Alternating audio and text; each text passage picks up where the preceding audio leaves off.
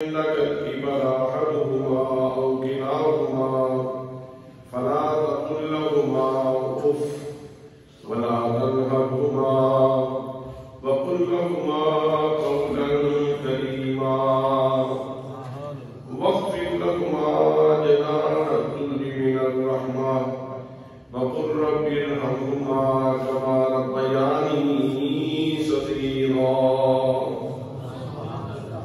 صدق الله مولانا العظيم وصدق رسوله النبي الكريم الأمين الرؤوف الرحيم.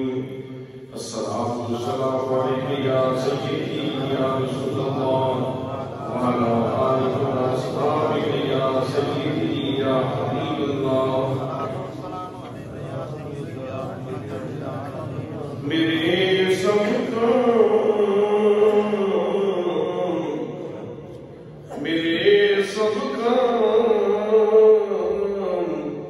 میری ماں کی دعاؤں سے ہوئے ہیں. میرے سب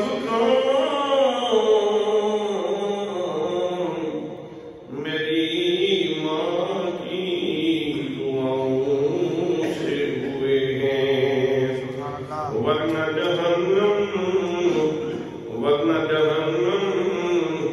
اب سرد ہواؤں سے ہوئے ہیں. اور ایک مدت سے میری ماں نہیں سوئی تابش. میں نے ایک بار کہا تھا کہ مجھے ڈر لگتا ہے.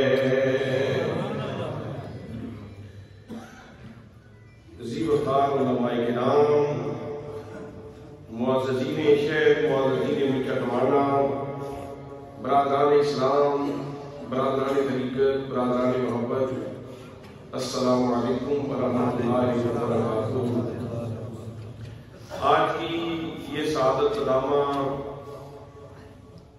روح پرمت محفل عزیز گرامی جناب محمد شعیب صاحب اور محمد شوکت صاحب کی والدہ والدہ مرحومہ مقبورہ کے ایثار ثواب کے لیے ختم کل کے عنوان پہ اس مسجد بہار مدینہ کے اندر انعقاد پذیر ہے.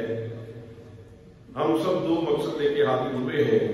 ایک مقصد تو یہ ہے کہ مرحومہ کے لواحقین کے ساتھ تعزیت مسنونہ کی جائے. جو سنت ہے ڈھارس بنانا، تلقین صبر کرنا اور کسی دکھی بھائی کے دکھ میں شریک ہونا اور یہ کہنا کہ بھائی ہم آپ کے غم کو ہلکا تو نہیں کر سکتے، فیصلے پروردگار کے ہیں. ہم بس اتنا ہی کر سکتے ہیں کہ اس دکھ کی گھڑی میں جب آپ کے سر سے ایک بہت بڑا سائبان ہٹا ہے تو ہم اپنا کندھا پیش کر دیتے ہیں. تم اس کندھے کے اوپر سر رکھ کے جتنے آنسو بہا سکتے ہو بہا لو. ایک مقصد تو تعزیت مسنونہ ہے اور دوسرا مقصد مرحومہ کی روح کو ایثار ثواب کرنا ہے. اس لیے کہ ہمارے نبی مقدم صلی اللہ علیہ وسلم نے ہمیں یہ خوبصورت تحفہ عطا فرمایا ہے. خوبصورت تحفہ. باقی جتنے مذاہب ہیں ان کے اندر یہ ہے کہ جب کوئی مر جاتا ہے تو تصور یہ ہے کہ ناطہ ٹوٹ گیا، سلسلے ختم ہو گئے، اب دوبارہ ان سے کوئی رابطہ نہیں ہے، بس ان کو یاد کر کے روتے رہو یا پھر ان کو بھول جاؤ. لیکن اب نہ وہ تمہارے کسی فائدے کے اور نہ تم ان کے کسی فائدے کے. لیکن یہ اسلام کا تشخص ہے، یہ اسلام کی خوبصورتی ہے کہ اسلام ہمیں کہتا ہے تمہارا ناطہ نہیں ٹوٹا، تمہارا تعلق نہیں ٹوٹا. جانے والے نے جہان چینج کیا ہے، جہان تبدیل کیا ہے. پہلے وہ عالم دنیا میں تھا یا وہ مرحومہ عالم دنیا میں تھی اور اب وہ عالم برزخ میں چلے گئے ہیں. اب تم ان کے لیے مفید ہو سکتے ہو اور اگر جانے والی ہستی وہ کوئی روحانی ہستی ہو، روحانی پاور والی ہو تو وہ تمہارے لیے مفید ہو سکتی ہے. برادران اسلام، ماں باپ کے حقوق کیا ہے، ماں باپ کی شان کیا ہے. قرآن مقدس کی چند آیات میں نے تلاوت کی ہیں اور ان کا صرف ترجمہ ہی آپ کی خدمت میں پیش کر سکوں گا، اس لیے کہ وقت کے دامن میں اتنی جگہ نہیں ہے۔ قرآن مقدس کی 6666 آیات ہیں اور ہر آیت ہی ہمارے لیے انتہائی محترم شان ہے۔ اس کے اندر جو مضامین موجود ہیں وہ ہمارے لیے توشہ دنیا بھی ہیں اور توشہ آخرت بھی ہیں، ہمارے لیے دستور زندگی ہے، منصور حیات ہے۔ لیکن جو آیات میں نے تلاوت کی ہیں ان کے اندر اللہ کریم نے اپنا حق بھی بیان کیا اور والدین کا حق بھی بیان فرمایا، اور فیصلہ کن انداز میں آئیے سنیے اللہ کا قرآن کیا کہتا ہے۔ پروردگار عالم نے ارشاد فرمایا وَقَضَى رَبُّكَ، فرمایا قرآن مقدس کی تلاوت کرنے والوں، قرآن مقدس کو سننے والوں، دھیان سے سنو اور دھیان سے پڑھو، تمہارے رب نے فیصلہ کر دیا ہے، تمہارے رب نے فیصلہ کر دیا ہے۔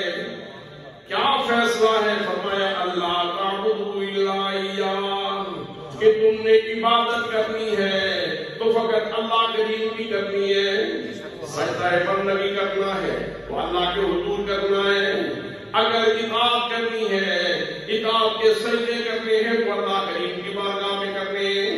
میرے دوستو ذرا اس ماحول کو دیکھو جس ماحول میں نبی مکرم صلی اللہ علیہ وسلم نے یہ خطاب دلایا تھا۔ حضرات اس وقت کا ماحول یہ ہے، کوئی لات کی پوجا کر رہا تھا، کوئی منات کی پوجا کر رہا ہے، کوئی عزا کی پوجا کر رہا ہے، کوئی حبل کی پوجا کر رہا ہے، کوئی چاند کی پوجا کر رہا تھا، کوئی سورج کی پوجا کر رہا تھا، ہزاروں پرستشیں وجود میں تھیں۔ نبی مکرم صلی اللہ علیہ وسلم نے یہ کلام دلایا، فرمایا اپنی انسانیت کے شرف کی چادر کو تار تار نہ کرو، شرف انسانیت کو تار تار نہ کرو۔ تم مخدوم ہو، خادم کیوں بنتے ہو؟ تم مخدوم ہو، آقا ہو، نوکر کیوں بنتے ہو؟ سارا جہان اللہ نے تمہارے لیے پیدا کیا ہے اور تمہیں پروردگار عالم نے اپنے لیے پیدا کیا ہے۔ اس لیے اللہ تو منات کو چھوڑو، سجدہ کرنا ہے تو اللہ کی بارگاہ میں کرو، عبادت کرنی ہے تو فقط اللہ کے دین کی کرو۔ یہ ارشاد فرمانے کے بعد اس حق کے مضمون کو بند کر دیا، یہ اللہ کریم کا اپنا حق تھا۔ اتنا بیان کرنے کے بعد اس مضمون کو کلوز کر دیا، بند کر دیا، اور اس سے آگے اللہ کریم نے والدین کی حقوق بیان فرمائے، فرمایا وَبِالْوَالِدَيْنِ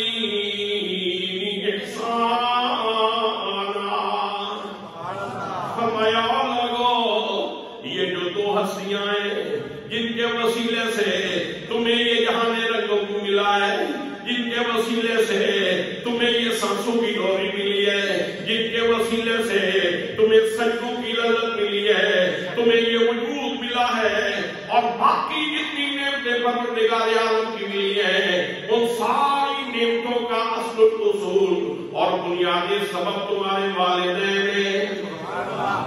ان کے ساتھ اس نے سلوک سے پیش آؤ۔ لفظ احسان ذکر فرمایا، احسان کا مادہ اشتقاق حسن ہے۔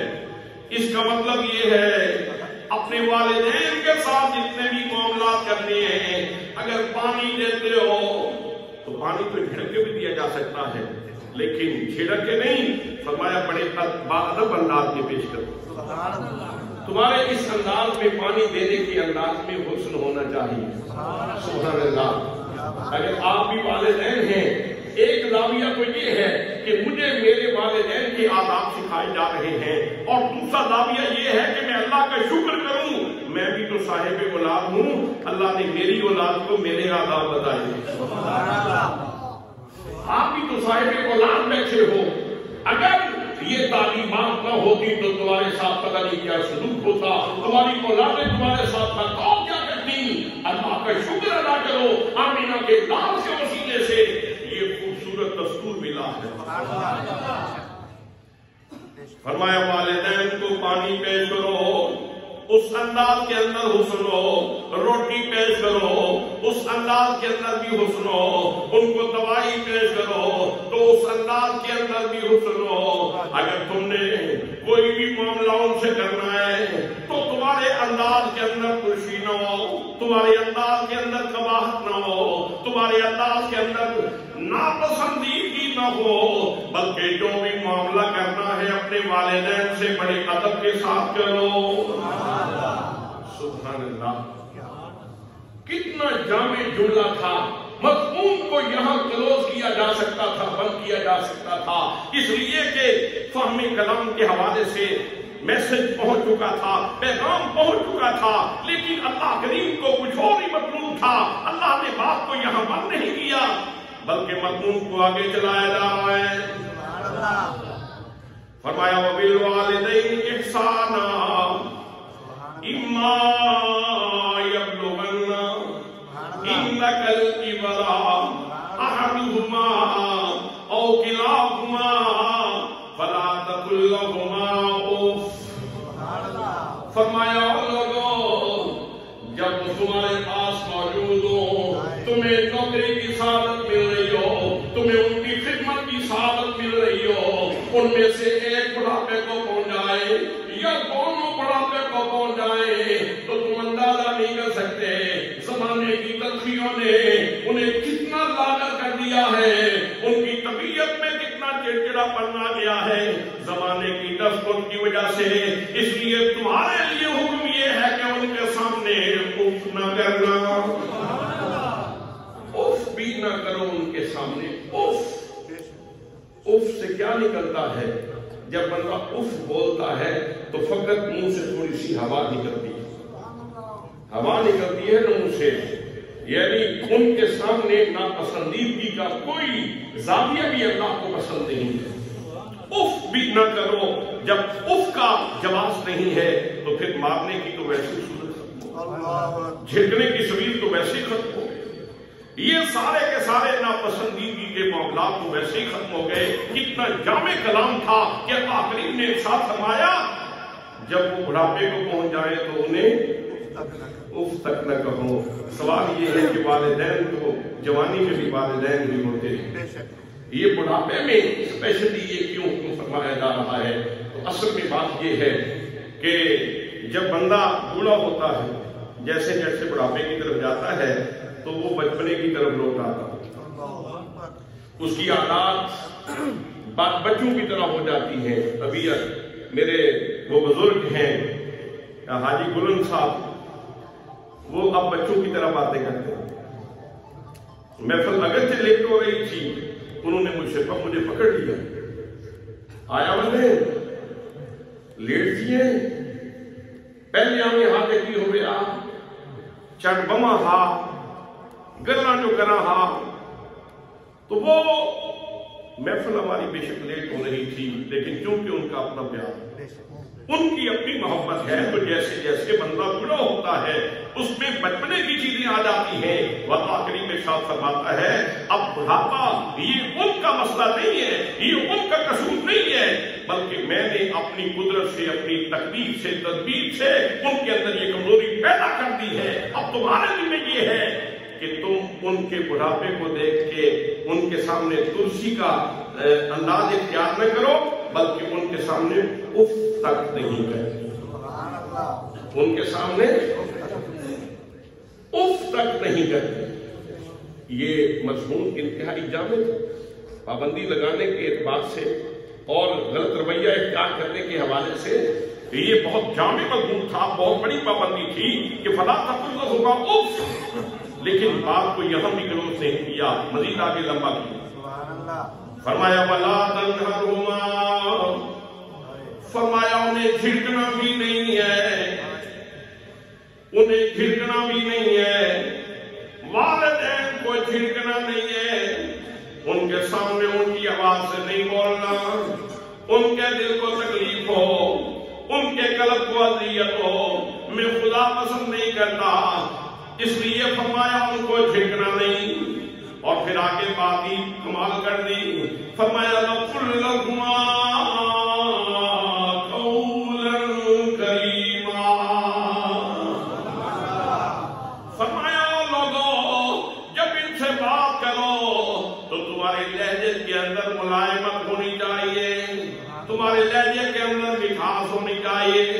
تمہارے لہجے کے اندر ٹھنڈک ہونی چاہیے. حضرات محترم نے لفظ کریم ذکر فرمایا کہ جب تم بات کرو نا اپنے والدین سے تو بندہ مختلف حوالوں سے مختلف اوقات میں اللہ کی مختلف صفات کا مظہر ہوتا ہے. تو فرمایا جب والدین سے بات کرو نا تو اس وقت تمہاری شخصیت سے اللہ کی کریمی کی صفات کا ظہور ہو، کریمی کی صفت کا ظہور ہو. حضرات اس بات کو سمجھانے کے لیے میں آپ کو ایک نسخہ بھی دے دوں. آج ہر بندہ بلڈ پریشر کا مریض ہے. اگر کسی بندے کو بہت شدید قسم کا بلڈ پریشر ہو اور اکثر اس کا بلڈ پریشر چھوٹ کر جاتا ہو، بلندی پہ چلا جاتا ہو، تو وہ اس وقت وضو کر دے جب اسے بلڈ پریشر ہائی ہونے لگے اور وضو کر کے پڑھنا شروع کر دے یا کریم یا کریم یا کریم، اللہ کریم کا اس میں مبارک، یہ پڑھنا شروع کر دے تو اس کا بلڈ پریشر کنٹرول ہو جائے.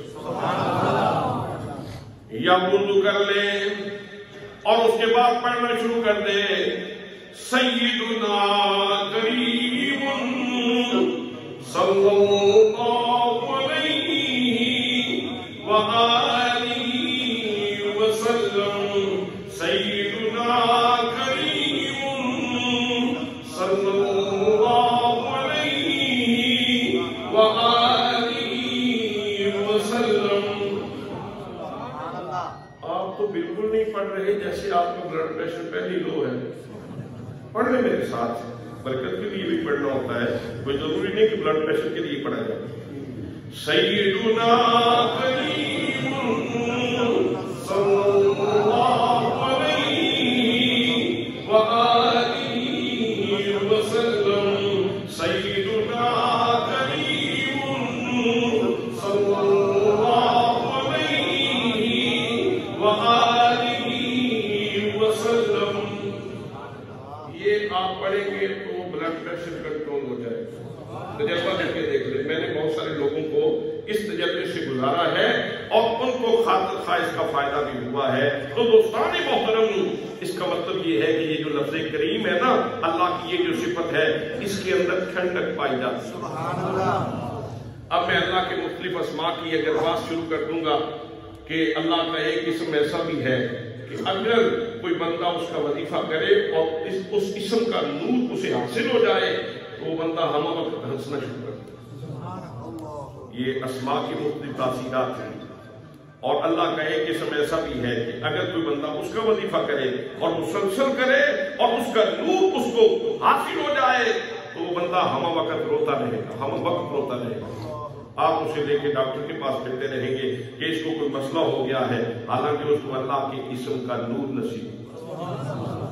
اللہ کے مختلف اسماء کی مختلف تاثیرات ہیں. اسی لیے تو کہتے ہیں وظیفہ کرنا ہو تو کسی کامل سے پوچھ کے کیا کرو، اجازت لے کے کیا کرو. مرشد سے پوچھنے کا مطلب یہ ہے کہ تم اپنے طور پہ اللہ کا نام پڑھنا شروع کر دو گے، ٹھیک ہے، برکت تو حاصل ہوگی لیکن اس اسم کی تاثیر بھی تو ملے گی. اور پیچھے تو بندہ ہونا چاہیے جو اسماء کی تاثیر کو کنٹرول بھی کرنے والا ہو. تو حضرات عرض کر رہا ہوں، اس میں کریم جو ہے اس کے اندر ٹھنڈک پائی جاتی ہے. تو اللہ کریم فرما رہا ہے، فرمایا وَقُلْ لَهُمَا قَوْلًا كَرِيمًا. فرمایا او لوگو اپنے والدین سے ایسے بات کرو، تیرے منہ سے لفظ نکلے، تیرے منہ سے حروف نکلے، تیری ماں کے سینے میں ٹھنڈ پڑ جائے، تیرے باپ کے سینے میں ٹھنڈ پڑ جائے. ایسے نہ بولا کرو کہ ان کی حق عزت ہو جائے، ان کو مزید غصہ آ جائے. نہ میں ایسے نہیں بولنا، بلکہ ان کے ساتھ ایسے بات کرو کہ ان کے سینے میں ٹھنڈ پڑ جائے. سبحان اللہ، سبحان اللہ. اگر آپ اولاد والے ہیں تو آپ اپنے بارے میں سوچیں کہ یا اللہ ہمارے لیے اتنا اہتمام. مضمون ختم ہی نہیں ہو رہا. ایک بات، پھر دوسری بات، پھر تیسری بات. حضرات محترم مضمون یہاں بھی گلوب نہیں ہوا. پھر آگے مزید ارشاد فرمایا وَاغْفِرْ لَهُمَا جَنَاحَ الذُّلِّ مِنَ الرَّحْمَةِ. فرمایا او میرے بندو، ان دو نعمتوں کے سامنے، ان دو عظیم ہستیوں کے سامنے परवाज़ के पर नीचे रखो। इनके सामने बड़ा बनने की कोशिश न करना। तुम अगर मलिक हो, तुम अगर चौधरी हो, तुम अगर कमाने हो, तुम अगर चीमे हो, तुम अगर कच्चे हो, तुम अगर एमपीए हो, तुम अगर एमएलए हो, तुम प्राइम मिनिस्टर भी बन जाओ, तुम प्रेसिडेंट भी बन जाओ, जितना बड़े से बड़ा मनसब भी तुम्हारे पास मौजूद हो, लेकिन माँ बाप को कभी अपने मनसब के बारे में न जतलाना, उनको ये एहसास मत दिलाना कि मैं इस वक्त प्राइम मिनिस्टर हूँ, बल्कि जब माँ बाप के सामने आओ तो उनके सामने बेटा बन के सर झुका के बैठ जाओ।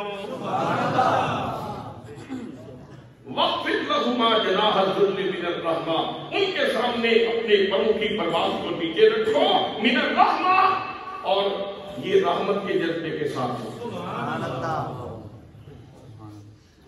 और फिर आगे फरमाया वक़ुल रब्बिरहमहुमा कमा रब्बयानी सगीरा। और मेरे बंदो, जब उनके बारे में मुझसे सवाल करना हो, मुझसे दुआ करनी हो, लो सुनो, मैं तुम्हें लफ्ज़ भी अता फरमाता हूँ अपनी जनाब खास से, अपने हलीमे की वलिया से मैं तुम्हें हुरूफ भी अता करता हूँ, अंदाज़े दुआ भी अता करता हूँ, मैं तुम्हें अल्फाज़े दुआ भी अता करता हूँ। फरमाया वक़ुल रब्बिरहमहुमा कमा रब्बयानी सगीरा। या अल्लाह, इन दोनों हस्तियों के ऊपर ऐसे ही रहम फरमा जैसे इन्होंने मुझे छोटी उम्र में पाला है, संभाला है। अब लौट जाओ अहले रफ्ता की तरफ और याद करो अपने छोटेपन को, याद करो अपने अय्यामे तफूलियत को, याद करो अपने बचपने को, याद करो उन लम्हात को जब आपकी उम्र साल थी या 6 माह थी। आप अपने हाथ से पानी नहीं पी सकते थे, आप अपने हाथ से रोटी नहीं खा सकते थे, तो माँ ने कैसे संभाला?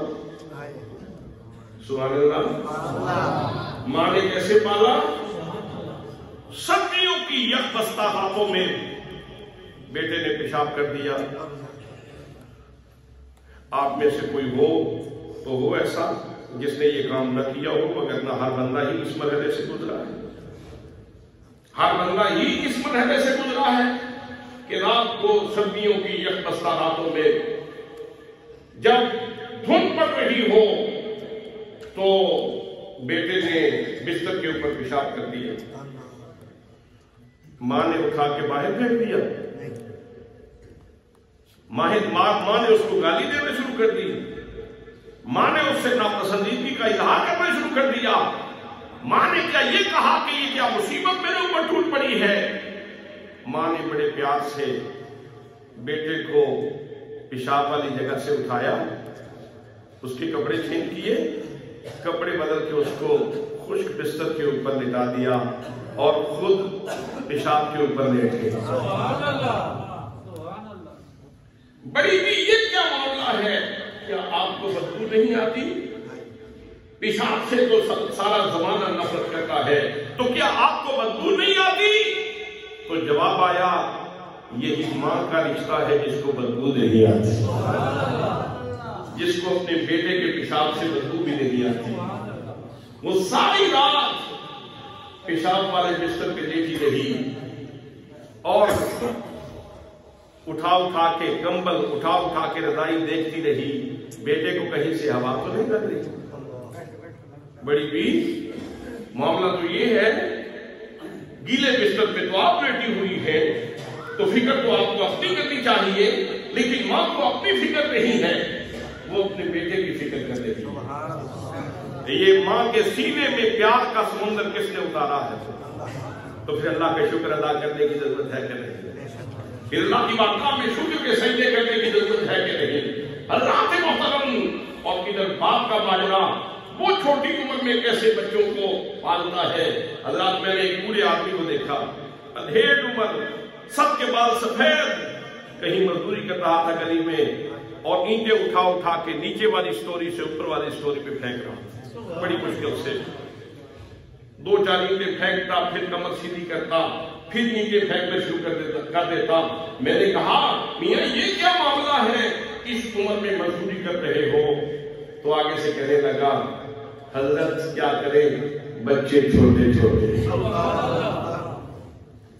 حضرت کیا کریں بچے چھوٹے چھوٹے ہیں۔ تو حضرات اس بوڑھے آدمی کو مزدوری پہ مجبور کس نے کیا؟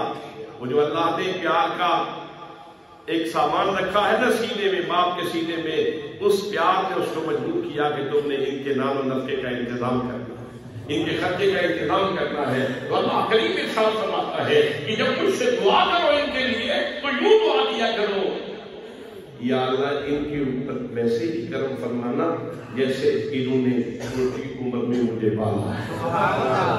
اب اس دعا کی لطافتیں سمجھنے کے لیے، اس دعا کی نزاکتیں سمجھنے کے لیے، اس دعا کا فیض سمجھنے کے لیے، اور اس دعا کی تاثیرات سمجھنے کے لیے، اور اس دعا کے کیف کو سمجھنے کے لیے آپ کو پیچھے جانا پڑے گا۔ آپ کو اپنی وہ اصلی زندگی، آغاز کی زندگی، وہ جو 2-2.5 سال 3 سال ہے نا، ان کو بڑی گہری نظر سے دیکھنا پڑے گا، اور جیسے جیسے آپ اس کی تجزی کریں گے اور اس کے مختلف اجزاء کر کے، اس کے مختلف حصے کر کے، جب آپ اپنی کم مائگی کو، اپنی کمزوری کو دیکھیں گے اور پھر ماں کے کرم کو دیکھیں گے، تو پھر آپ کو سمجھ آئے گی کہ اللہ کریم نے کتنی خوبصورت دعا کی تنظیم فرمائی، کتنی اچھی دعا عطا فرمائی ہے۔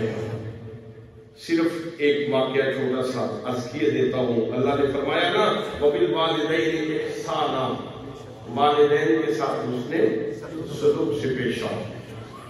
بس اسی پہ بات کو مکمل کر دوں گا۔ حضرت موسیٰ کریم اللہ علیہ السلام اللہ کے بڑے لاڈلے پیغمبر، اللہ نے معجزات کثیرہ سے نوازا آپ کو۔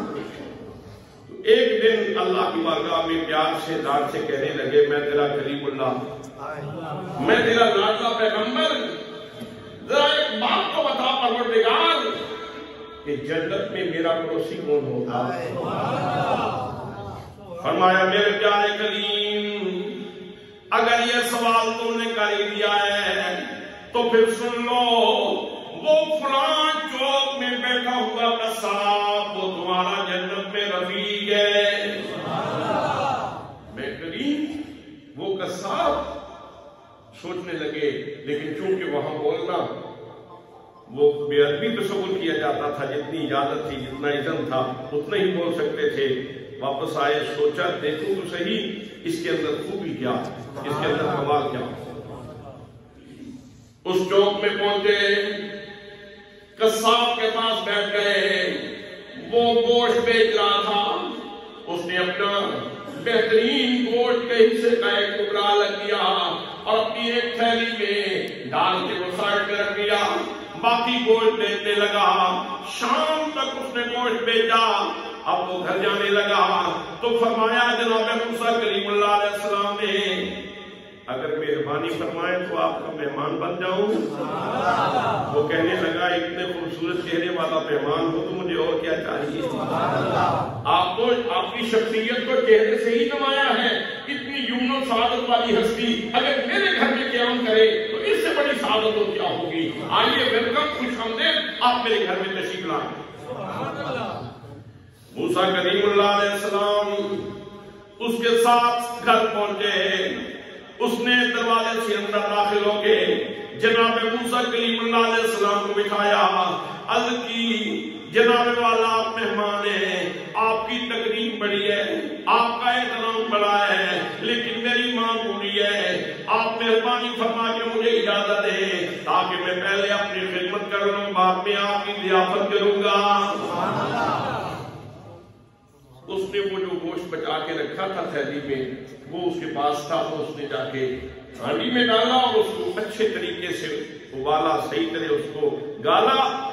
جب وہ تیار ہو گیا، اس کی یخنی تیار ہو گئی، تو اب اس نے وہ یخنی ڈالی برتن میں اور ماں کے قدموں کی طرف بیٹھ گیا اور آہستہ آہستہ تھوڑی تھوڑی چھوٹی چھوٹی سپیاں وہ ماں کے منہ میں ڈالنے لگا اور ماں پینے لگی، اور ہر گھونٹ کے اوپر ماں کہتی اللہ میرے بیٹے کو موسیٰ پیغمبر کا ہمسایہ بنا۔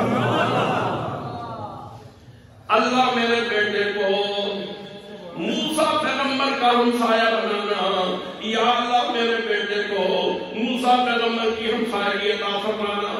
اب جناب موسیٰ کلیم اللہ علیہ السلام یہ سن چکے تھے، جانے لگے، کہنے لگے جس مقصد کے لیے آیا تھا وہ مقصد تو پورا ہو گیا ہے، اب میں جانا چاہتا ہوں۔ اس نے کہا نہیں حضرت، اب ماں کی خدمت سے فارغ ہو کے آپ کی بھی خدمت کرتے ہیں، ضیافت کا موقع تو دینا مجھے، میں آپ کی خدمت کر لوں۔ حضرات محترم جناب موسیٰ کلیم اللہ علیہ السلام اس کے گھر سے ضیافت قبول فرما کے صبح واپس گئے، یہ شام کو واپس گئے، لیکن اس سوال کا جواب مل گیا کہ جناب موسیٰ کلیم اللہ علیہ السلام کی ہمسائیگی میں اس کا قصاب کو موقع کیسے ملا۔ وہ قصاب کہتا ہوگا دھوپا رمی در ملوں چھاؤں میرے نال نے لوگوں میری ماریاں دعاؤں میرے نال نے دھوپا رمی در ملوں دھوپا رمی در ملوں چھاؤں میرے نال نے لوگوں میری ماریاں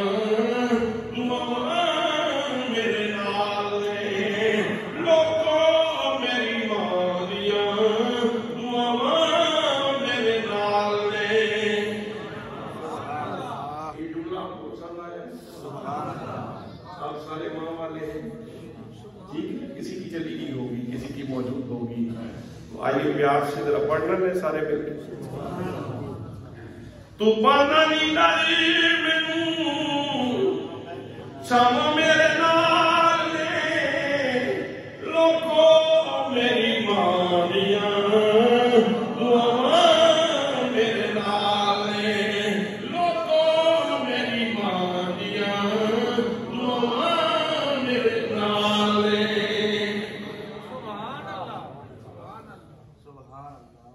میری والدہ ماجدہ جب ان کا وصال ہوا تو مجھے ایک بات کا بہت صدمہ ہوا۔ ویسے تو اللہ کا فیصلہ ہے، انسان کو تسلیم کرنا پڑتا ہے، لیکن اللہ کے حبیب نے فرمایا کہ تم والدین کو پیار سے دیکھو تو حج مقبول کا ثواب ملتا ہے، اور اللہ کریم 70 ماؤں سے زیادہ مہربان ہے۔ تو اس کا مطلب یہ ہے کہ اگر تم اللہ کے پیار کی کوئی جھلک دیکھنا چاہتے ہو نا تو ادنا سی جھلک وہ ماں کے لہجے کے اندر موجود۔ تو بہت تکلیف ہوئی کہ میرے اللہ، میں تو اپنے ماں کے لہجے میں تیری بات سنتا تھا، تو اب تمہیں اس سے معلوم ہو گیا، اب مجھے لہجہ کہاں سے دے گا۔ ایک دوست آیا، وہ کہنے لگا کہ حضرت آپ دعاؤں سے محروم ہو گئے۔ میں نے کہا صدمہ تو ہے، نقصان تو ہوا ہے، لیکن اللہ کا فیصلہ ہے۔ لیکن ایک بات کہوں؟ اس نے کہا جی کہیں۔ میں نے کہا میری ماں نے میرے لیے اتنی دعائیں کی ہیں، میری سانسیں تھوڑی ہیں، میری ماں کی دعائیں زیادہ۔ مجھے امید ہے کہ میری ماں جتنی دعائیں میرے لیے کر گئی ہے میری زندگی میں وہ ختم نہیں ہوتی۔ میری ایک سانس کے لیے میری ماں نے دعا مانگی ہے، تو میری ماں کی دعائیں ختم نہیں ہوگی۔ حضرات، جن لوگوں کی مائیں ابھی موجود ہیں، جن کے باپ موجود ہیں، فرمایا جنت ماں کے قدموں کے نیچے ہے۔ والد جنت کا مین گیٹ ہے، والد جنت کا مین گیٹ ہے۔ تو ان دونوں ہستیوں کی توقیر کرنا، تعظیم کرنا اور ان کے ساتھ حسن سلوک سے پیش آنا، یہ اللہ کی بھی مشیت ہے، اللہ کے رسول کی بھی تعلیم ہے، اور ویسے انسانی فطرت کا بھی تقاضا ہے، انسانی فطرت کا بھی تقاضا ہے۔ شکر ہے کہ ہم اس ماحول میں پیدا نہیں ہوئے جہاں والدین کو اور غصے میں چھوڑ دیا جاتا ہے، نسلوں کے حوالے کر دیا جاتا ہے۔ ہمارے پاس ایک وہاں بیرا شریف میں ایک شاگرد پڑھتے تھے انگلینڈ سے، تو ایک دن بتانے لگے کہ ہمارے گھر کے ساتھ ہی اور دوست ہیں۔ تو استاد جی میں آپ کو کیا بتاؤں، وہ نرسیں آتی ہیں نا بوڑھوں کو کھانا وانا دینے کے لیے، تو وہ ٹھیک ہے، بڑھاپے والوں کو وہ کبھی یخنی، کبھی وہ مختلف چیزیں، کھیر اور اس طرح کی چیزیں تو دیتی ہے، کسٹرڈ وغیرہ، یہ تو خیال رکھا جاتا ہے. لیکن اب بابا بوڑھا ہے، اس کی اپنی طبیعت ہے، اس کی طبیعت میں چڑچڑا پن ہے، تو جب وہ نہیں نہ مانتے تو وہ رکھ کے تھپڑ نصیب کرتا ہے. وہ آیا جو ہے وہ اس کو رکھ کے تھپڑ نصیب کرتی ہے. وہ کہتی میں نے اتنی محنت سے تیار کی اور یہ نقل کرتا. حضرات شکر کرو اس بات پہ کہ اللہ نے مسلمانوں کے گھر جو ہے، اور یہ جو بوڑھے ہیں، کل ہم نے بھی، آج بھی بوڑھے ہیں، کل مزید بوڑھا ہونا ہے، وہ بھی اس بات کے بارے میں سوچیں کہ اللہ نے کتنی کرم نوازی فرمائی ہے کہ ہمیں اپنے والدین کا ادب سکھایا اور ہماری اولاد کو ہمارا ادب سکھایا. دعا ہے کہ اللہ کریم اسلام کے ذریع اصولوں کے ساتھ ہمیں مضبوط تمسک اور مضبوط وابستگی نصیب فرمائے. ہمارے یہاں البلاغ المبین. ختم شریفوں کا دعا.